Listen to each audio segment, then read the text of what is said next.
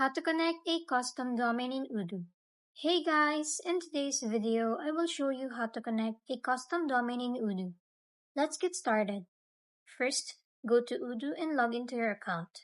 Once you're logged in, click on your profile icon in the top right corner, then go to My Databases. Click on Settings of your database, and then go to Domain Names.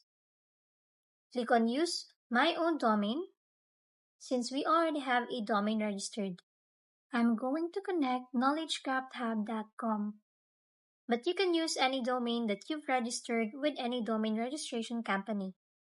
Paste your domain into the box, starting with www.